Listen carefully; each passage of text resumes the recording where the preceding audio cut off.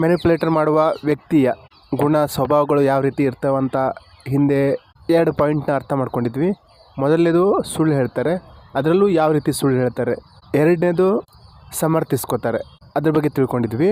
ಈಗ ಮೂರನೇದು ಮಿನಿಮೈಸೇಷನ್, ಅಂದರೆ ಇಲ್ಲಿ ಮ್ಯಾನಿಪುಲೇಟರು ವ್ಯಕ್ತಿಯ ಇಮೋಷನ್ ಮತ್ತು ಆ್ಯಕ್ಷನ್ ಮಿನಿಮೈಸ್ ಮಾಡಿ ಹೇಳುವಂಥದ್ದು. ಈ ಸುಳ್ಳು ಹೇಳೋದು ಮತ್ತು ಸಮರ್ಥಿಸ್ಕೊಳ್ಳೋದು ಇದರ ಮಧ್ಯೆ ಬರುತ್ತಿದ್ದು ಮಿನಿಮೈಸೇಷನ್.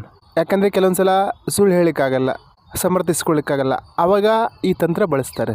ನೀವೇನಾದರೂ ಒಳ್ಳೆ ಕೆಲಸ ಮಾಡಿದಾಗ, ಅಚೀವ್ ಮಾಡಿದಾಗ ನಿಮ್ಮ ಬಗ್ಗೆ ಹೊಗಳಬೇಕಂದ್ರೆ ಮಾತೆಲ್ಲ ತೆಗೆದು ಹಾಕೋದು, ಸಣ್ಣದಾಗಿ ಹೇಳೋದು, ನಿಮ್ಮ ಮಹತ್ವನ ಕಡಿಮೆ ಮಾಡಿ ಹೇಳೋದು. ನೀವೇನೋ ಕಷ್ಟ ಬಿದ್ದು ಏನಾದರೂ ಸಾಧನೆ ಮಾಡಿದ್ರೆ ಮ್ಯಾನಿಪುಲೇಟರ್ ಯಾವ ರೀತಿ ಹೇಳ್ತಾರೆ ಅಂದರೆ, ನಿಮಗೆ ಇವರ ಸಪೋರ್ಟ್ ಇತ್ತು, ನೀವೇನು ಮಾಡಿದ್ರಿ ಮಹಾ ಅನ್ನೋ ಥರ. ಮನೇಲಿ ಗಂಡ ಹೆಂಡ್ತಿಗೆ ಹೊಡೆದ್ರೆ 4 ಜನರ ಮುಂದೆ ಆ ವಿಷಯ ಬಂದರೆ ಏನು ಹೇಳ್ತಾನೆ, ಜೋರಾಗೇನು ಹೊಡೆದಿಲ್ಲ ಬಿಡು, ಆ ರೀತಿ. 4ನೇದು ಇವಿಷನ್ ಮತ್ತು ಡೈವರ್ಷನ್. ಮ್ಯಾನಿಪುಲೇಟರ್ ಈ ಟ್ರಿಕ್ಸ್ನ ಯೂಸ್ ತುಂಬ ಮಾಡ್ತಾರೆ. ಇದನ್ನು ಯೂಸ್ ಮಾಡಿ ತಮ್ಮ ಒರಿಜಿನಲ್ ಮುಖನ ಮುಚ್ಚಿಡ್ತಾರೆ. ಡೈವರ್ಷನ್ ಅಂದರೆ ಸೀದಾ ಉತ್ತರ ಕೊಡ್ಲಿಕ್ಕೆ ಹೋಗಲ್ಲ, ತಪ್ಪಿಸ್ಕೊಳ್ಳೋದು. ಈ ಡೈವರ್ಷನಲ್ಲಿ ಡಿಸ್ಕಸ್ ಮಾಡ್ತಾ ಇರೋ ಟಾಪಿಕ್ನೇ ಚೇಂಜ್ ಮಾಡ್ತಾರೆ. ಇದರಲ್ಲಿ ಇವರು ನಿಸ್ಸಿಮರು, ಏನು ಮಾತಾಡ್ತಿರ್ತೀವೋ ಆ ಗ್ಯಾಪಲ್ಲಿ ಬೇರೆ ಟಾಪಿಕ್ನ ಎತ್ಕೊಳ್ಳೋವಂಥವ್ರು. ಉದಾಹರಣೆಗೆ ನಿಮ್ಮ ಪಾರ್ಟ್ನರ್ ಯಾಕೆ ಲೇಟ್ ಬಂದ್ರಿ ಕೆಲಸದಿಂದ ಅಂತ ಕೇಳಿದಾಗ ನೀವು ಬೇರೆ ಯಾವುದೋ ಒಂದು ವಿಚಾರನ ಹೇಳೋದು. 5ನೇದು covert intimidation and guilt tripping. ಇದು ಸಹ ಮ್ಯಾನಿಪುಲೇಟರ್ನ ಪವರ್ಫುಲ್ ವಿಧಾನ.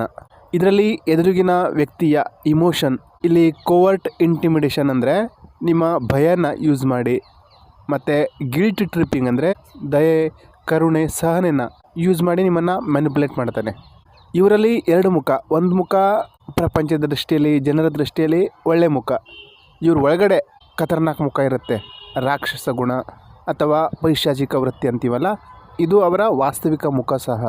ಉದಾಹರಣೆ ಹೇಳಬೇಕಂದ್ರೆ, ಆಫೀಸಲ್ಲಿ ನಿಮ್ಮ ಬಾಸು, ಅವ್ರಿಗೆ ಗೊತ್ತು ನಿಮಗೆ ಪ್ರಮೋಷನ್ ಬೇಕು, ಅದ್ರ ಮೇಲೆ ಆಸೆ ಇದೆ ಅಂತ. ಅವರು ಈ ಟ್ರಿಕ್ಸ್ನ ಯಾವ ರೀತಿ ಯೂಸ್ ಮಾಡ್ತಾರೆ ಅಂದರೆ, ನಿಮ್ಮಲ್ಲಿ ಭಯ ಹುಟ್ಟಿಸ್ತಾರೆ. ನೀವು ಈ ಥರ ಕೆಲಸ ಮಾಡಬೇಕು, ಆವಾಗಲೇ ನಿಮಗೆ ಪ್ರಮೋಷನ್ ಅಂತ. ಬಾಯಿ ಬಿಟ್ಟು ನಿಮಗೆ ಅದು ಮಾಡು ಇದು ಮಾಡು ಅಂತ ಏನು ಹೇಳಲ್ಲ, ಒಳ್ಳೆಯವ್ರ ಥರನೇ ಪೋಸ್ಟ್ ಕೊಡ್ತಾರೆ. ಆದರೆ ಇಂಡೈರೆಕ್ಟಾಗಿ ಭಯ ಹುಟ್ಟಿಸಿರ್ತಾರೆ, ನಾನು ಹೇಳಿದ್ದಕ್ಕೆ ಕೇಳಬೇಕು ನೀನು ಅನ್ನೋ ಥರ. ಇಲ್ಲಿ ಕೋವರ್ಟ್ ಇಂಟಿಮಿಡೇಷನ್ ಅಂದರೆ ನಿಮ್ಮ ಇಚ್ಛೆ ಅವ್ರಿಗೆ ಗೊತ್ತಿರುತ್ತೆ, ಆದರೆ ಡೈರೆಕ್ಟಾಗಿ ನಿಮಗೆ ಅವರು ಮ್ಯಾನಿಪುಲೇಟ್ ಮಾಡಲ್ಲ. ಇಂಡೈರೆಕ್ಟಾಗಿ ಭಯದ ಮೂಲಕ ಆ ಇಮೋಷನ್ ಯೂಸ್ ಮಾಡಿ ನಿಮ್ಮನ್ನು ಆಟ ಆಡಿಸ್ತಾರೆ, ಮ್ಯಾನಿಪುಲೇಟ್ ಮಾಡ್ತಾರೆ, ಅವ್ರಿಗೆ ಬೇಕಾದನ್ನು ಪಡ್ಕೋತಾರೆ. ಗಿಲ್ಟ್ ಟ್ರಿಪ್ಪಿಂಗಲ್ಲಿ ನೀವೇನಾದರೂ ತಪ್ಪು ಮಾಡಿದರೆ ಆ ತಪ್ಪನ್ನೇ ಎತ್ತಿ ವಿಜೃಂಭಿಸಿ ನಿಮಗೆ ಒಂದು ಅವಮಾನ ಫೀಲ್ ಆಗೋ ಥರ ಮಾಡ್ತಾರೆ.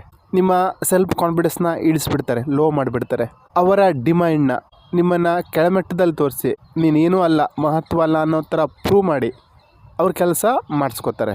ಇನ್ನು ಕೆಲವೊಬ್ಬರು ನಿಮಗೆ ಸಹಾಯ ಮಾಡಿದಂಥವ್ರು ಈ ಟೆಕ್ನಿಕ್ನ ಯೂಸ್ ಮಾಡ್ತಾರೆ. ನಾನು ನಿನಗೆ ಎಷ್ಟು ಸಹಾಯ ಮಾಡಿದೆ, ನೀನೀಗ ಚೇಂಜ್ ಆಗಿದೆಯಾ, ನನಗೇನು ಬೇಕು ಅದು ಕೊಡ್ತಾ ಇಲ್ಲ ಅನ್ನೋ ಥರ ಯೂಸ್ ಮಾಡ್ಕೊಳ್ಳೋಂಥವ್ರು. ಇವರು ಸಹ ಮ್ಯಾನಿಪುಲೇಟರೇ. ಯಾರಾದರೂ ಸಹಾಯ ಮಾಡಿದರೆ ಕೃತಜ್ಞತೆ ಸಲ್ಲಿಸಬೇಕು, ಓಕೆ, ಆದರೆ ಇವರು ಅದನ್ನೇ ಒಂದು ಅಸ್ತ್ರವನ್ನಾಗಿ ಬಳಸ್ಕೊಂಡು ನೀನು ನನಗೆ ಋಣಿಯಾಗಿರಬೇಕು. ಇವರು ಯಾವತ್ತು ನಿಮ್ಮನ್ನು ಕೆಳಮಟ್ಟದಲ್ಲೇ ಇಳಿಸ್ಲಿಕ್ಕೆ ನೋಡ್ತಾರೆ, ನಿಮ್ಮಿಂದ ಅವರು ಕೆಲಸ ಮಾಡಿಸ್ಕೊಳ್ಳಿಕ್ಕೆ ಬಯಸ್ತಾರೆ. ಸಹಾಯ ಮಾಡಿದವರಿಗೆ ಕೃತಜ್ಞರಾಗಿರಬೇಕು, ಓಕೆ, ಹಾಗಂತ ಅವ್ರು ಹೇಳಿದ್ದೆಲ್ಲ ಕೇಳಬೇಕು ಅಂತೇನಿಲ್ಲ. ಕೆಲವೊಬ್ರು ನಮ್ಮನ್ನು ಸಹಾಯ ಮಾಡೋದೆ ನಮ್ಮ ಮೇಲೆ ಕಂಟ್ರೋಲ್ ಸ್ಥಾಪಿತ ಮಾಡ್ಕೊಳ್ಳಿಕ್ಕೆ, ನಮ್ಮನ್ನು ಉಪಯೋಗಿಸ್ಕೊಳ್ಳಿಕ್ಕೆ. ನನ್ನ ಅನುಭವ ಏನು ಅಂದರೆ, ಯಾರಿಂದನೂ ದುಡ್ಡು ಮತ್ತು ಗೌರವ ಎರಡೂ ತಗೋಬಾರ್ದು, ಸ್ವಾತಂತ್ರ್ಯ ಇರಲ್ಲ, ಅವ್ರ ಕಂಟ್ರೋಲಿಗೆ ಬಂದುಬಿಡ್ತೀವಿ. ಈ ಲವರ್ಸಲ್ಲಿ ಈ ಬಾಯ್ ಫ್ರೆಂಡು ಯಾವ ರೀತಿ ಗಿಲ್ಟ್ ಟ್ರಿಪ್ಪಿಂಗ್ನ ಯೂಸ್ ಮಾಡ್ತಾನಂದರೆ, ಯಾವುದಕ್ಕೋಸ್ಕರ ಅವನು ಲವ್ ಮಾಡ್ತಾಯಿದ್ನೋ ಅದನ್ನು ಕೇಳ್ತಾನೆ. ಗರ್ಲ್ ಫ್ರೆಂಡ್ ಒಬ್ದಿದ್ದಾಗ ನನ್ನ ಮೇಲೆ ನಂಬಿಕೆ ಇಲ್ವಾ, ನಾನೇನು ಕೆಟ್ಟವನ, ಈ ರೀತಿಯ ಮಾತುಗಳನ್ನು ಮುಂದಿಡ್ತಾನೆ. ಅವಳಿಗೆ ಒಂಥರ ಗಿಲ್ಟಾಗಿ, ಬೇಜಾರಾಗಿ ಅವನ ಟ್ರ್ಯಾಪಲ್ಲಿ ಬೀಳ್ತಾಳೆ. ಇನ್ನೊಂದು ಉದಾಹರಣೆ, ಗರ್ಲ್ ಫ್ರೆಂಡು ಮ್ಯಾನಿಪುಲೇಟರ್ ಆಗಿದ್ದರೆ ಅವಳು ದೊಡ್ಡ ದೊಡ್ಡ ಗಿಫ್ಟ್ ಕೇಳ್ತಾಳೆ, ಶಾಪಿಂಗಿಗೆ ಕರ್ಕೊಂಡೋಗ್ಬೇಕು, ತುಂಬ ಖರ್ಚು ಮಾಡಬೇಕು. ಖರ್ಚು ಮಾಡಿಲ್ಲ ಅಂದರೆ ನೀನು ನನ್ನ ಕೇರ್ ಮಾಡ್ತಾ ಇಲ್ಲ, ಪ್ರೀತಿಸ್ತಾ ಇಲ್ಲ, ಈ ರೀತಿ ಅಂತಾಳೆ. ಇದರಿಂದ ಏನಾಗುತ್ತೆ ಅಂದರೆ, ಬಾಯ್ ಫ್ರೆಂಡ್ ಮನಸ್ಸಲ್ಲಿ ಅಪರಾಧ ಭಾವ ಕಾಡುತ್ತೆ. ಅಂದರೆ ಅವಳು ಹೇಳೋ ಮಾತು, ನಿನಗೆ ನನ್ನ ಖುಷಿಗಿಂತ ದುಡ್ಡೇ ಇಂಪಾರ್ಟೆಂಟಾ ಅಂತ. ಇಲ್ಲಿ ಗಿಲ್ಟ್ ಮತ್ತು ಫಿಯರ್ ಇವೆರಡು ಇಮೋಷನ್ನ ಪ್ರಭಾವಕ್ಕೆ ಬಿದ್ದು ಮ್ಯಾನಿಪುಲೇಟರ್ ಏನು ಕೇಳ್ತಾರೋ ಅದನ್ನು ಕೊಡ್ತೀರ. ಹೊಸ ಸಂಬಂಧ ಯಾವುದೇ ಬೆಳೀಲಿ, ಒಂದು ಸಲ ಗಮನಿಸಿ, ಇವ್ರು ನಿಮ್ಮನ್ನು ಅಪರಾಧಿ ಭಾವದಲ್ಲಿ ನಿಲ್ಲಿಸಿ ನಿಮಗೇನೋ ಸಹಾಯ ಮಾಡಿದೆ ಅಂತ ಆ ಸಹಾಯನ ಮುಂದಿಕ್ಕಿ ನಿಮ್ಮಿಂದ ಏನಾದರೂ ಡಿಮ್ಯಾಂಡ್ ಮಾಡ್ತಾ ಇದ್ದಾರಾ, ಒಂದು ಸಲ ಗಮನಿಸಿ ನೋಡಿ. ಹಾಗಾಗಿದೆ ಅಂದರೆ ನಿಮ್ಮನ್ನು ಮ್ಯಾನಿಪುಲೇಟ್ ಮಾಡಲಾಗಿದೆ ಅಂತಲೇ ಅರ್ಥ. ಮುಂದೆ ಶೇಮಿಂಗ್. ಲಜ್ಜೆಗೀಡು ಮಾಡೋದು, ನಾಚಿಕೆ, ಮುಜುಗರಕ್ಕೆ ಒಳಪಡೋದು. ಇದಕ್ಕೆ ಉದಾಹರಣೆ ಹೇಳಬೇಕಂದ್ರೆ, ನೀವು ನಿಮ್ಮ ಪರ್ಸ್ನಲ್ ಸೀಕ್ರೆಟ್ನ ಯಾರಿಗಾದರೂ ಒಬ್ರಿಗೆ ಹೇಳ್ಕೊಂಡಿರ್ತೀರ. ಆ ವ್ಯಕ್ತಿ ಮ್ಯಾನಿಪುಲೇಟರ್ ಆಗಿದ್ದರೆ ನಿಮ್ಮನ್ನು ಆ ವಿಷಯ ಇಟ್ಕೊಂಡು, ಈ ವಿಚಾರ ನಾನು ಬೇರೆಯವ್ರಿಗೆ ಹೇಳಿಬಿಡ್ತೀನಿ, ನಿನ್ನ ಮರ್ಯಾದೆ ತೆಗಿತೀನಿ ಅಂತ ನಿಮ್ಮನ್ನು ಹೇಳಿ ನಿಮ್ಮಿಂದ ಅವ್ರ ಕೆಲಸ ಮಾಡಿಸ್ಕೊಳ್ಳೋಂಥದ್ದು. ನಿಮ್ಮ ಸೀಕ್ರೆಟ್ ಬೇರೆಯವ್ರಿಗೆ ಗೊತ್ತಾಗ್ಬಿಟ್ರೆ ನಿಮ್ಗೊಂಥರ ನಾಚಿಕೆ ಆಗುತ್ತಲ್ಲ. ಹಾಗಾಗಿ ನೀವು ಆ ಮ್ಯಾನಿಪುಲೇಟರ್ನ ತಂತ್ರಕ್ಕೆ ಬಲಿಯಾಗ್ತೀರ.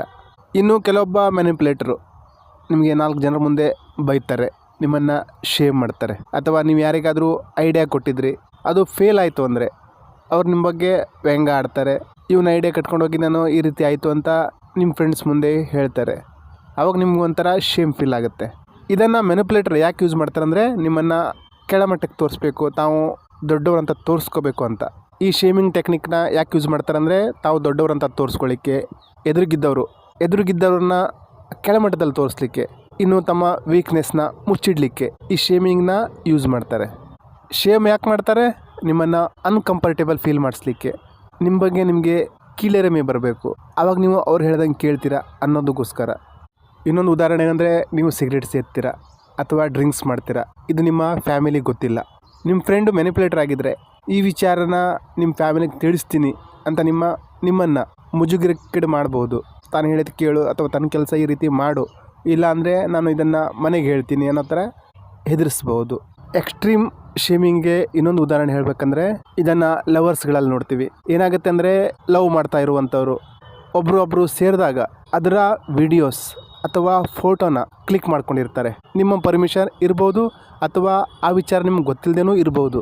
ಈಗ ನೀವು ಅವ್ರು ಹೇಳ್ದಾಗೆ ಕೇಳಿಲ್ಲ, ಅವ್ರ ಡಿಮ್ಯಾಂಡ್ ಪೂರೈಸಿಲ್ಲ ಅಂದರೆ ಅವ್ರು ನಿಮಗೆ ಇದನ್ನು ನಿಮ್ಮ ಫ್ಯಾಮಿಲಿಗೆ ತೋರಿಸ್ತೀನಿ, ನಿಮ್ಮ ಫ್ರೆಂಡ್ಸಿಗೆ ತೋರಿಸ್ತೀನಿ, ನಿಮ್ಮ ರಿಲೇಷನ್ಗೆ ತೋರಿಸ್ತೀನಿ, ಅಥವಾ ಇದನ್ನು ಪ್ರಪಂಚದ ಮುಂದಿಡ್ತೀನಿ, ಸೋಷಿಯಲ್ ಮೀಡ್ಯಾದಲ್ಲಿ ಅಪ್ಲೋಡ್ ಮಾಡ್ತೀನಿ ಅಂತ ನಿಮ್ಮನ್ನು ಹೆದರಿಸ್ಬೋದು, ನಿಮ್ಮನ್ನು ನಾಚಿಕೆಗೀಡು ಮಾಡಬಹುದು.